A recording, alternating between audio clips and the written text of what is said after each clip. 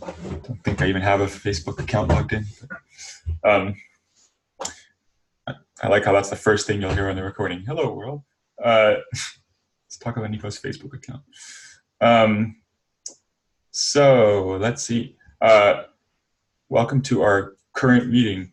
We're doing a new thing, by the way, because paper is so grabby with email addresses and annoying. I'm moving the minutes to Git afterwards, so we'll just keep the same doc every week instead of making new docs as I used to do. And I clean it out in between weeks. So for the action items, I think just keep them on here so we don't forget about them. But I think I crossed out all the things. Felix, did you never get a chance to? I did some of this. We'll come back to that. Did you get a chance to do any of these things? No, not these macro RFCs. No, I'll hopefully do it this week. Okay, I'll leave them. I gave one PR up and gave it over to you as well. One additional macro PR. Okay. Right. Sorry, we got some people asking about the link, so let me just find it for them. Or can someone send the link to the Zoom room on Discord to Adam and Kyle? Sure. So there you go. Oh no.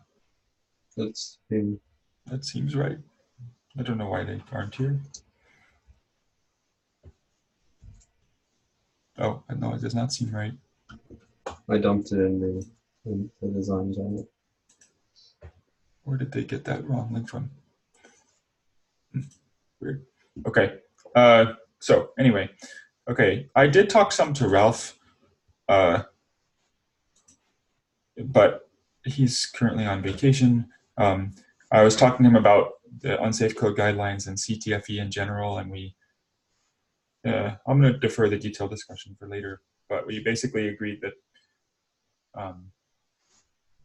what's needed is to create, he basically said there's a lot of good conversation happening, but what's not always happening is that conversation doesn't always get taken from an issue into like some kind of summary and brought before a wider audience.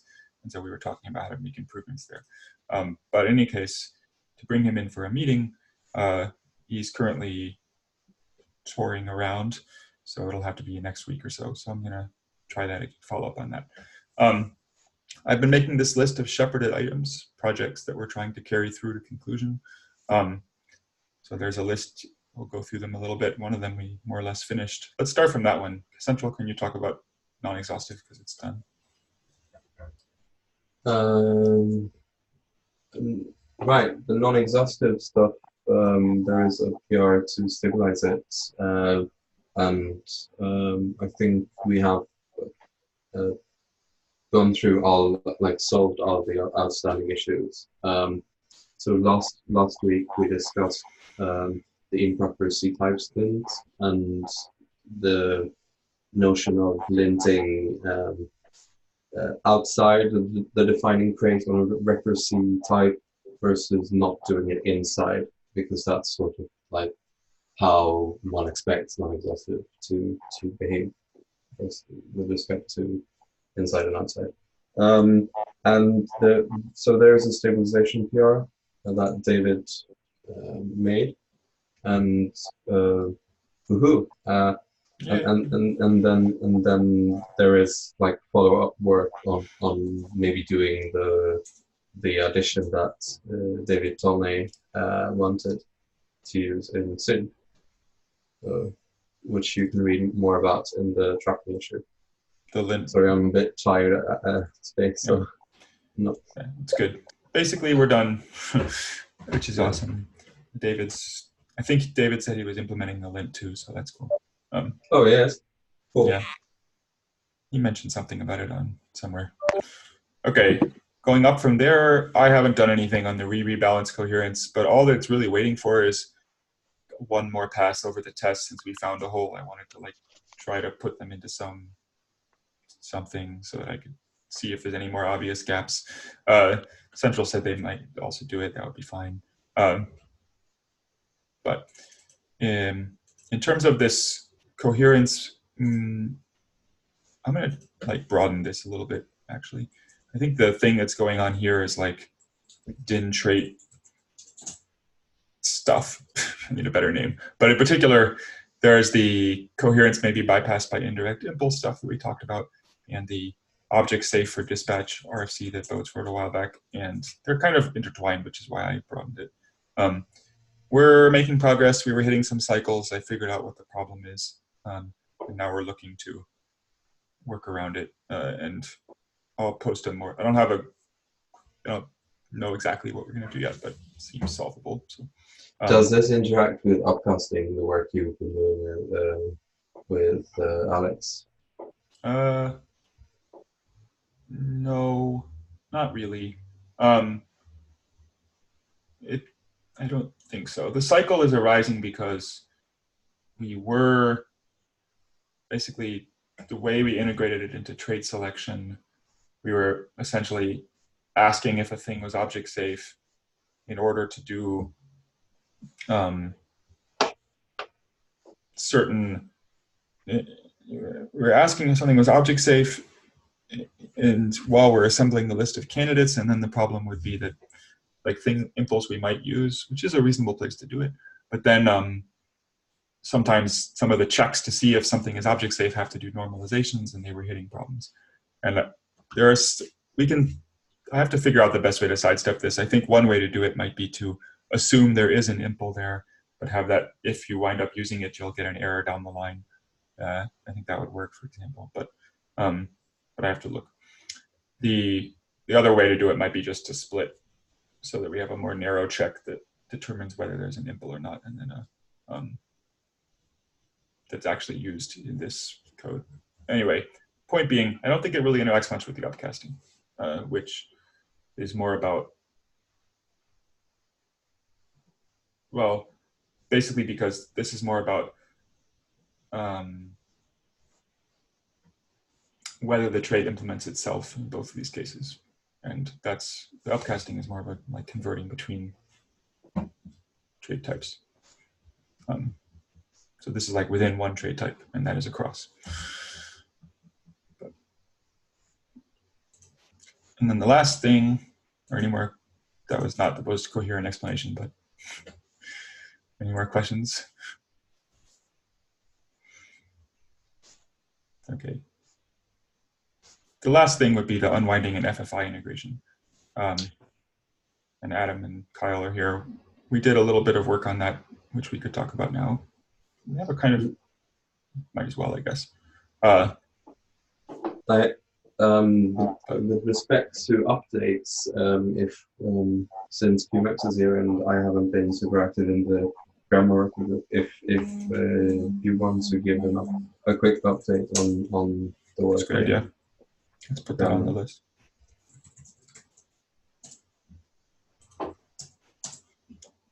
Any updates around the grammar stuff, QMX?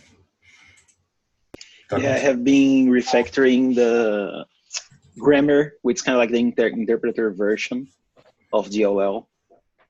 And we are removing things that, you know, the index stuff from Gancro's master thesis. Like, we're removing all the complexity to make sure that the code base is easier to deal, especially for new contributors. So yeah, making some progress on simplifying that code and moving forward. Which code? I'll drop a link. Hold on. So the Kyle, do you or Adam, do you want to talk about this summary thing, or do you want me to talk about it? This was our main output. I can give it a go. Okay. So this is a summary that we plan to put into the RFC itself, I believe, right? Yes. Okay. The goal is to explain kind of in a public place, which has already sort of been done in Nico's last comment in that RFC, what the plan is to go forward with making progress on this feature and to make sure that there's a clear intent to go forward that the interested parties can be aware of. And so we broke this into bullet points about that I guess I'll just go through. So the first thing is to actually create the project group. I'm sure probably most people have seen Nico's. He's got some drafts and things and about what a project group means. So that's still a little bit nebulous, but the idea is just that interested parties would. Well, not exactly. Also, but I'm just saying I haven't used this term very broadly. Also a little nebulous, but yes, the idea is to make sure that interested parties have a place to collaborate and a means to collaborate that's not just comments in one long RFC. And towards that end, the first sort of effort is defining the scope, which this summary does with some hazy edges in some places. So the first sort of sub-bullet there about sample use cases is really the core purpose, I guess, the core thing that we know we need to do as a working group. And that's to, clearly delimit, here's the things that Rust provides that we claim should work, that we support. And that can have some cross-platform issues, but in general, we think that the working group is definitely going to be able to tackle that limited subset of the overall problem. Then the next bullet point, the next major bullet point, this RFC, that's just where we want to go with 2753 specifically, or with, toward the end of the discussion, we were talking about just closing that and replacing it with a new one. But the idea is get a short, I guess this was already the goal with 2753, but have a small self-contained RFC that is not intended to be anything more than the initial effort from the working group.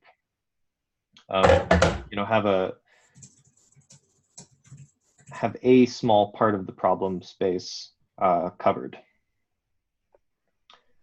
And then we have thoughts on where we would go from there. And yeah, sort of the rest of the summary is just things that are thoughts for the future more than they are for the immediate first step RFC. And then last, we have something out of scope. So there's something I wanted to emphasize and also make sure we're on the same page as a team was, like, first that the RFC would kind of say jointly that we're making the group, thus we're going to continue, that we're going to start initially around this externcy unwind and with a complete list of things that are not yet specified. I think what my expectation is that we'll put some broad but general language in the RFC, and that before we like, one of the first tasks is probably to enumerate that, make sure everyone agrees it's sufficiently clear before we would stabilize or something. In other words, a step before stabilizing would be to have like a chapter in the reference that's saying what is expected and not to, what you can expect to work and what you cannot. At this point, it would be not much to begin with. Yes. And then we would kind of go forward, broadening that scope piece by piece. Yes, so that's a major thing that is not necessarily different from how the RFCs have been going, but it's a change in emphasis. Just that it's a heightened awareness that some things are still explicitly not determined, but some are. Right. I think it's, well, we had this discussion last time. It feels pretty analogous to a lot of things in my mind, but including things like raw pointers, and their interactions with references, but where we have lots of unknowns. But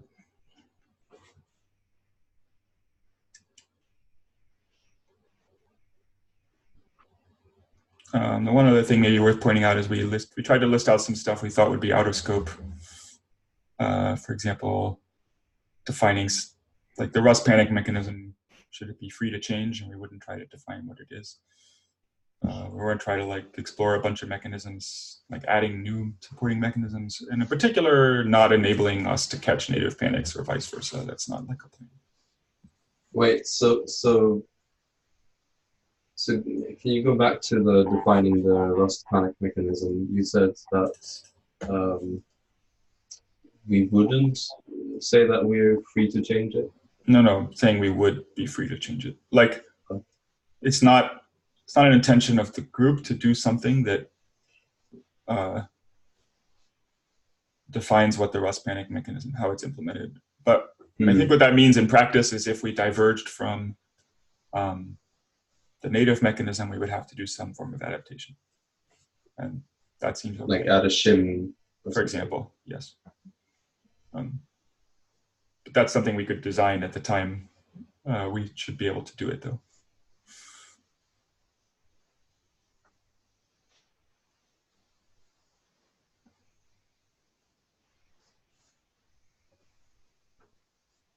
Yeah, maybe a stronger way to say that is not just that defining it is out of scope, but that constraining it is forbidden. Yes, I like that. I think that's fine.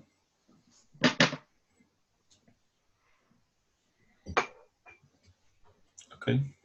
I don't sense a lot of comments, so I'm happy to move on, but I also don't want to stifle people. So it's all sound Yeah, like I just added a bunch of stuff there.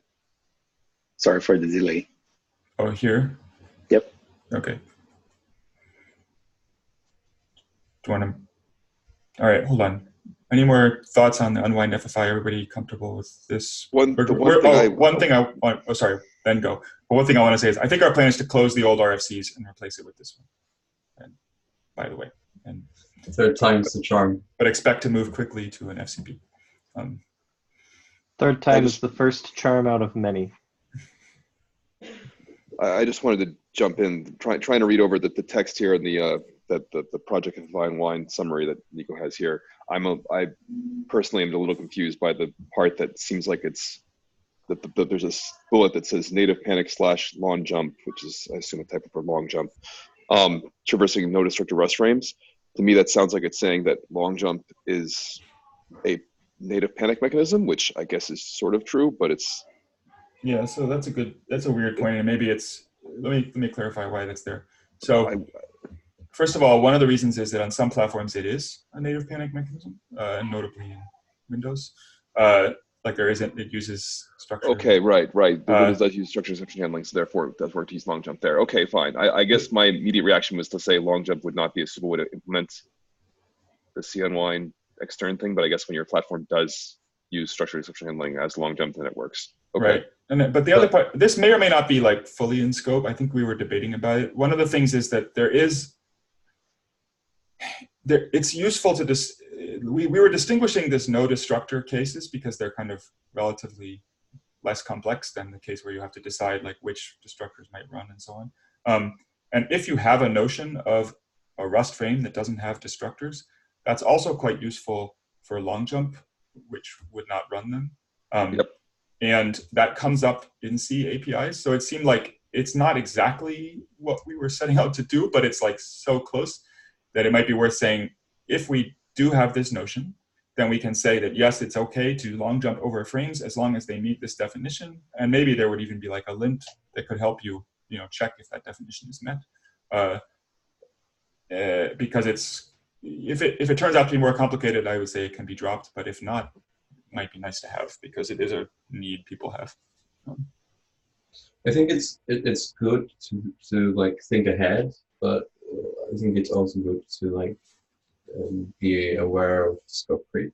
Another question I have is related to long jump. This doesn't have anything to do with returns twice and like trying to enable set jump and long jump in Rust, right? No, not even sure what that is. I guess I don't think so. Enable set jump. What do you mean by enable set jump and long jump? So so right now, libc, the libc crate doesn't have set jump or long jump. Okay, you mean like So, enable interaction with? Yeah, no, I don't think that's an out of scope goal, I would say. okay. Yeah. It should be the case, as far as I understand, that if you call set jump long jump in actual C code and then invoke that from Rust, that should not abort or have undefined behavior. But it might not call destructors. It doesn't, well, there's some discussion about this elsewhere, I think, about how, because of pin and stuff, relying on destructors, you get the real nasty situations, I think.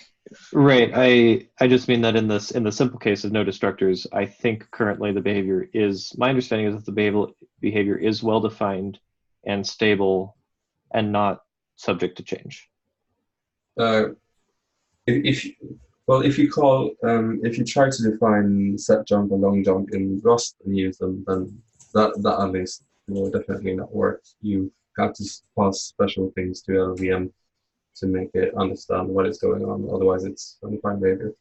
Is that And we true don't- only, is that just because of something weird about how the ASM is generated, or is that also true of the case that I said where you use a C compiler, write it in C, and then invoke that from Rust? So you're sort of wrapping the things. Yeah. I don't know, but Okay. here's the link. I've pasted the link All right. for set jump. Okay. I'll look at that later. I rewrote this, by the way. Hopefully that's more clear. Anyway, weeds. We should move on. We'll go into Yeah, details for sure. outside of this. That seems good. So QMX have some Yep. thoughts. If we're done with the RFC 2753 stuff, I think I'm going to drop off if that's okay. Sounds good. It's partly why I moved this to the front. Yeah. See ya. Thanks. Yes, sorry for the delay on filling up the list, but basically, I think that the most important thing to notice here is that we removed the legacy grammar from the sources finally. Yay. Yeah. Cool. And there's another minor things to report that are on the list. Anyone can read there. Okay. Great. Thank you. All right, let's look at some triage issues. Coherence can be bypassed. That's the issue we already talked about up here, the din trait stuff. We'll just keep going. Stabilize extern flag without a path. This is kind of an interesting one. So this is a PR. It allows you, normally you specify on the rustc command line -- extern foo equals path, and that makes the crate foo available from this given path.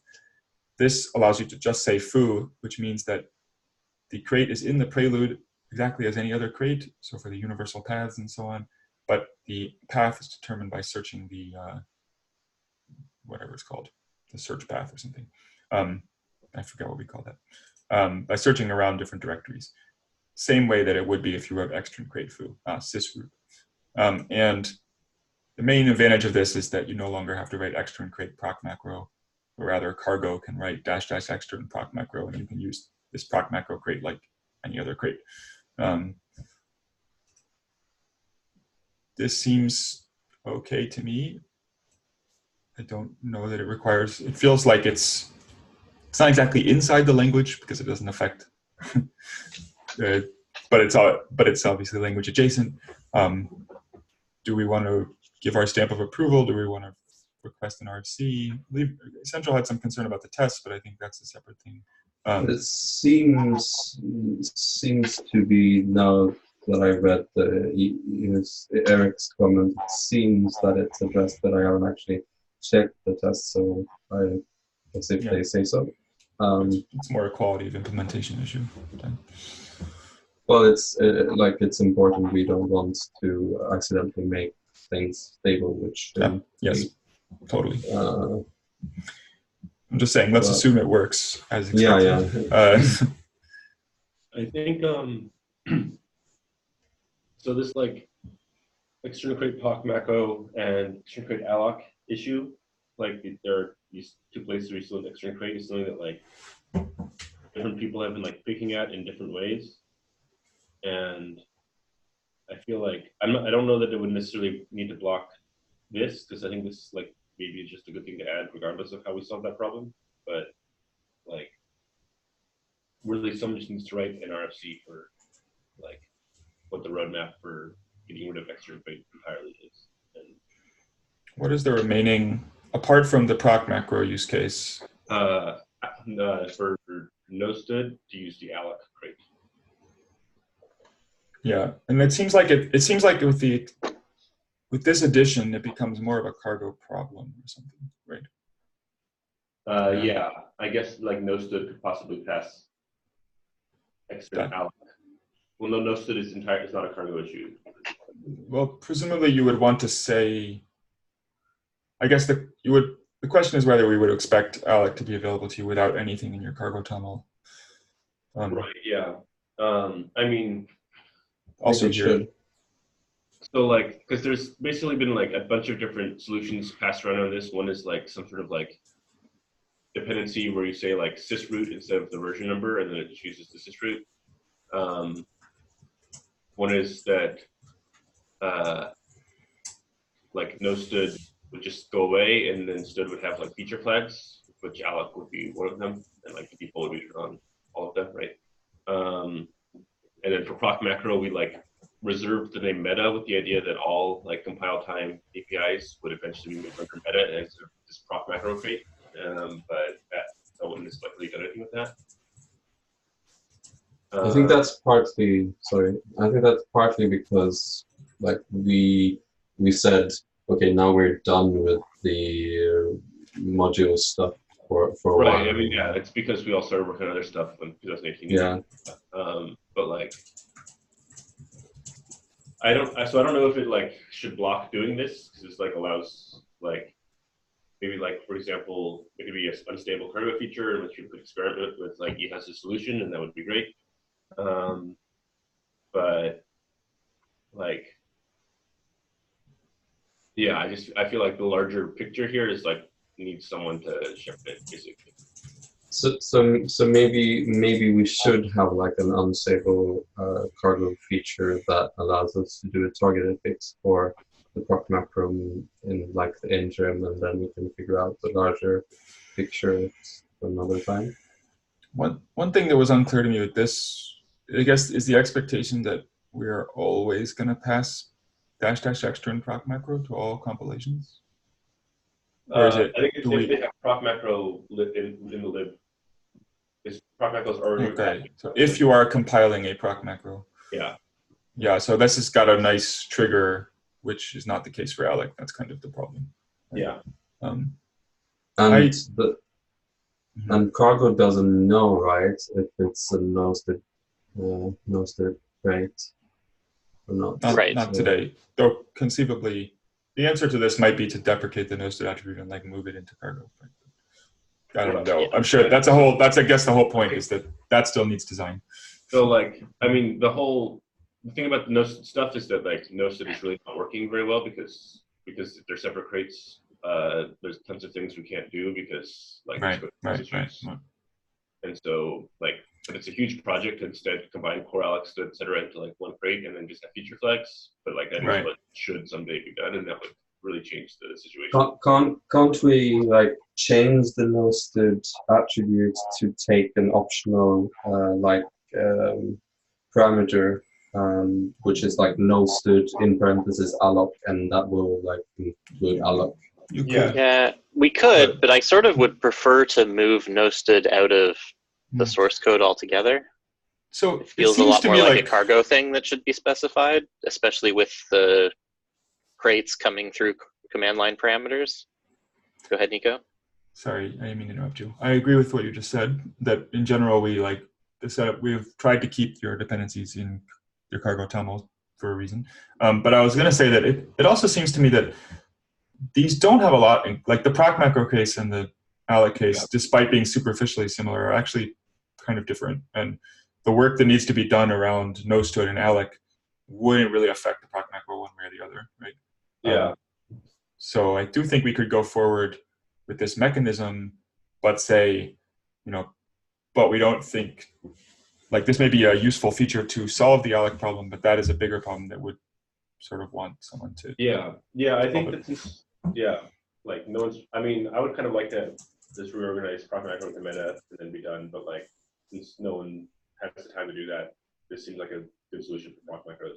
I mean, is that really just rename proc macro meta and that's the end of the story? I don't think realistic meta would have like potentially be for the future for things not like proc macros, like if there are other that's right. and so it has to be organized possibly. Yes, okay. I see. But that More- feels again separate from those two. Yeah. like more comparison reflection and stuff, but that could presumably just be understood. Yeah. Or core. But I think that solving the proc macro problem now and like relieving this pressure seems. But what you said, Nico, do you mean that we just do this for like with the Z flag for that cargo uses so that we solve the proc macro, or that we stabilize the whole flag? I mean, I'm okay stabilizing the feature. As I said, it's basically a question of who provides the path, but from the language point of view, it's not very different, right? Like from the language point of view, there's some set of crates that have a path that were given on the command line, and that the only difference here is that the path is being found by, you could imagine writing a Rusty wrapper that searches sysroot and finds the path or something, right? I'm not really clear what the like. I think it sort of desugars to what we have today. Like, I think this is for the Rusty interface, and seems like a compiler question. So I'd be okay adding this flag. I just would want to clarify that we don't feel like this flag alone solves like the no stood and the meta problems. It just lets us solve this proc macro, which is good. Did we want this stable just for proc macro, or if I'm using an external build system, can I pass -- extern alloc and have alloc? Yeah, that seems like that's what we're adding to the Rusty interfaces. Right. I feel like I think I would probably want it stable for everything, but I feel like I don't feel like I'm the one who should be. I don't feel like I know that much about this domain. I'd kind of rather somebody from external build system comment on that. Like Taylor. But. Okay, so from my point of view, I think so long as like the tests are there and we're not accidentally stabilizing things we shouldn't, then I'm fine with it. So who's going to write a comment? Sounds like we're all happy with this for proc macro. We'd like maybe someone from external build systems to comment on uses that aren't proc macro, but no fundamental objections. Who do we know that uses external build systems here? Taylor? Taylor does not. Maybe your mic is messed up, Taylor, or something, because I feel like we keep prodding you and you keep not answering it. And you're not muted. Oh, poor Taylor. Doesn't this happen every week? Yes. Yeah, yes. I was just gonna say, like, cue Taylor coming on, going, "Have you guys not been here for the last 10 minutes? 3, 2, 1." All right, poor Taylor. We're all making fun. Boats, do you want to write the comment since you had the insight? Sure. All right. Very good. I'll put that as an action item.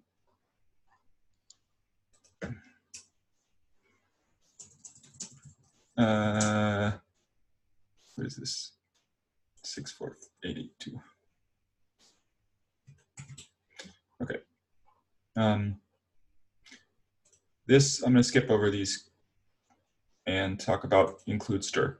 So in the past, we've talked about this change to normalize new lines in include stir, clearly a backwards incompatible change, arguably a bug fix because we do it. But we said, okay, fine, you can go ahead and do this if nobody complained, basically. And people have started to complain, including at least one person who did some scraping around and found, I can't, my screen's being very slow, but found several examples of kind of code in the wild that seem to be relying on /r/n. Your mic is breaking up. Yeah, everything's dying.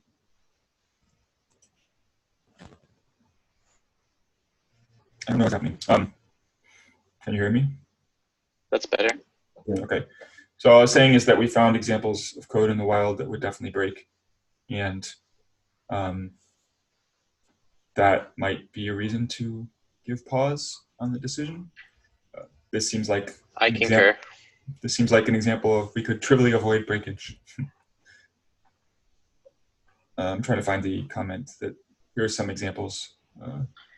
The CRLFs in HTTP messages that people were building in and stuff like that were plausible examples. Maybe my thought on this one now, I think with the pushback is this was fine if we could sort of slip it in and nobody really noticed or cared. But now that people care enough, are starting to show up and say they care, I think it's hard to argue that this is a bug fix now. Because it's sort of a bug fix, but not like trivially obviously a bug fix. Yep. I think I would propose we say, okay, FCP worked as designed. We got additional comments that said we don't want to do this anymore. And we put this on a list for maybe we consider it on an addition boundary or a new macro or something like that. Do we have an issue for that, by the way? There are other things we might want to put on that one.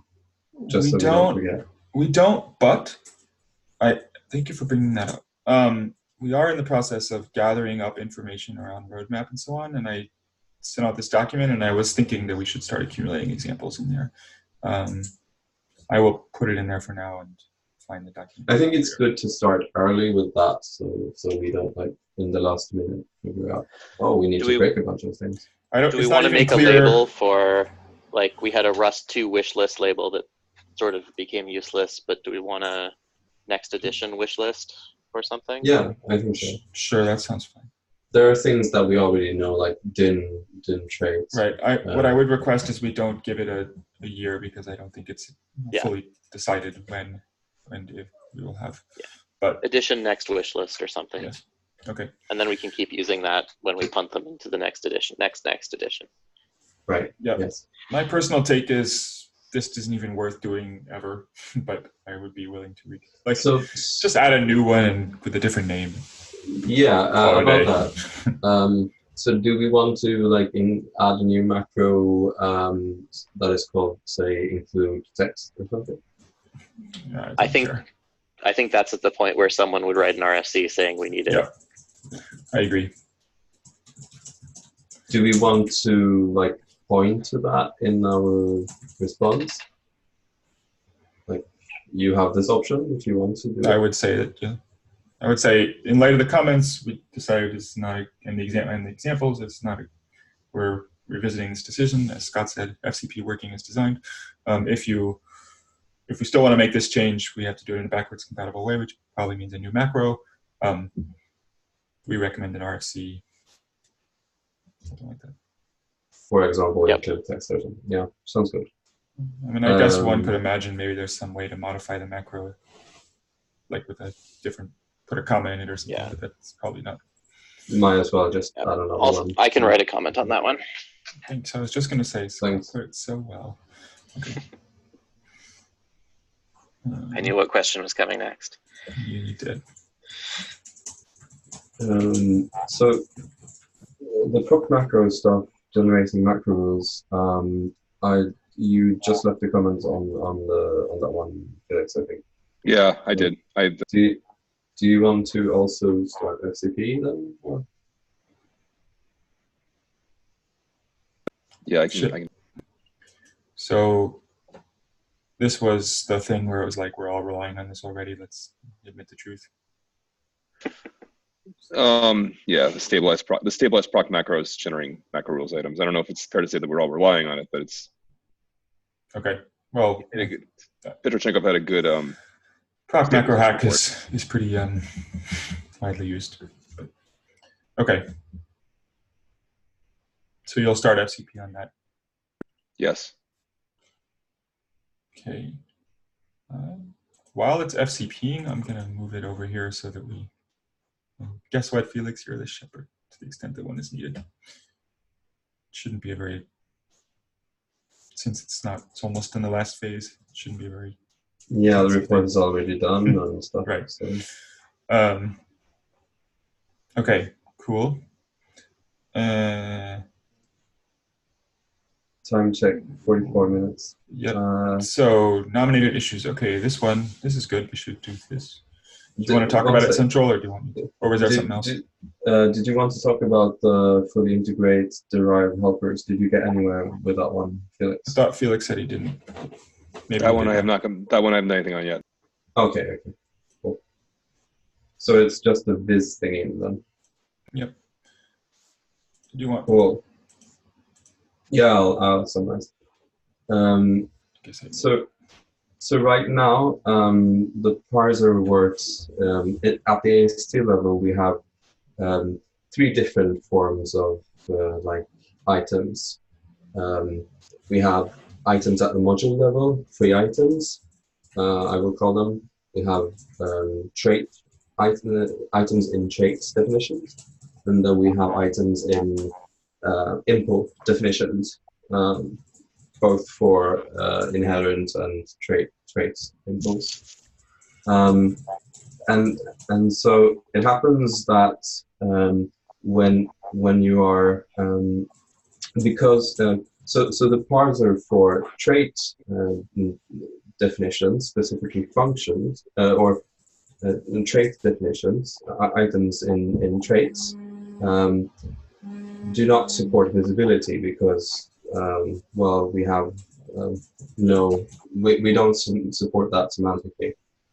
You can't say like create function foo inside a trait bar.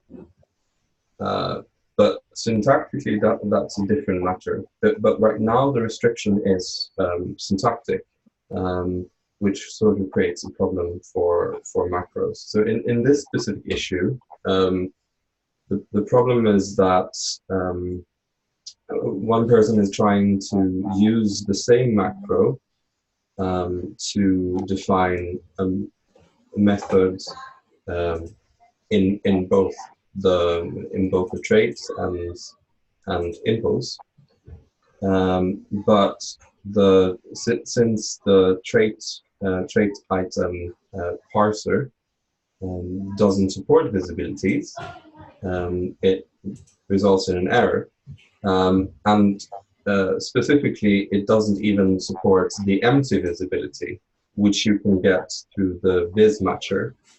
So remember that the viz matcher matches all the visibilities you can write out and then empty. So my short-term idea was that we change the parser to parse the visibility, and then we do a check to see if the visibility was inherited, that is, nothing was written out, and then we accept that, and otherwise we emit a good diagnostic and so on. So that's the first point. My larger point is that we might want to unify the grammars for the different item forms in traits, in impulse, and in at the module level, and then move to semantic errors instead. And a subset of that might be that we just do it for functions. For example, the difference between them right now is that in methods we support self syntactically.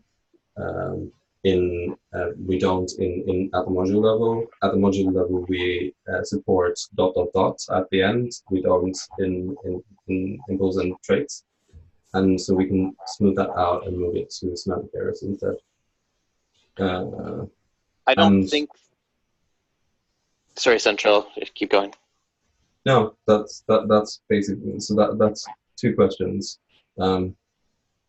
So a short-term fix and maybe a long-term cleanup. So on the second half, I feel like the language definition says that visibility isn't allowed there, and whether that's the parser accepts it and it gets rejected later, or it's rejected at the parser level, is a implementation choice, not something that I would personally write into a spec specifically. The problem is that it arises, at least with our current macro system. Oh, It because of becomes- CFG and stuff. It becomes Yes. visible. So it's important to note that we have semantic stability and we have syntactic stability in Rust under CFGs and macros and stuff. So it matters What? if you do it. I It's a personally feel consequence like of it's having- well, I'm in favor of this one. I think we should unify the grammars personally. So Is Is it- it, is it, so Slide. is this is the only place that the grammars differ between the two contexts, right? 'Cause, like, isn't it still an issue in terms of the pattern, the being able to omit the pattern in trait methods, but you can't omit the pattern for arguments? I mean, the pattern part of I arguments. thought we could do that now. Can you omit it now for main? And my point is that I thought we relied on the fact that you can't omit it outside of traits. you So have Is that to. not the case? You have to. Sorry, go ahead. I think the case. Oh, gosh, I'm trying to remember. We did try to make it mandatory. So in okay, traits, so right? since I've reviewed the code, I can answer it. We allow you to in 2015 in traits you can write an anonymous parameter with just the type, not the pattern. But in 2018 you have to supply both the pattern and the type. So Yeah. we can sort of like pass in flags and stuff for trait and non-trait context, and that's more or less just like passing in a bool and propagating it down in the structure or something. It shouldn't be too difficult. I'm sort of doing it for parameters to clean things up and unify things, but that's mostly an implementation detail. Okay, so so details like this you don't see as being reasons to not attempt to unify the two then? It's mostly just do the work, see if it works, and if it doesn't work, then it doesn't work, basically. And I'm already sort of doing the work. So. I could imagine us wanting to actually put visibility things on here, like if we could have pub crate on a trait and that's how we did some sort of sealing thing or something. None of this sounds crazy. Right. Not having visibility in traits is one of my great regrets. But oh, great. Yeah. I don't know.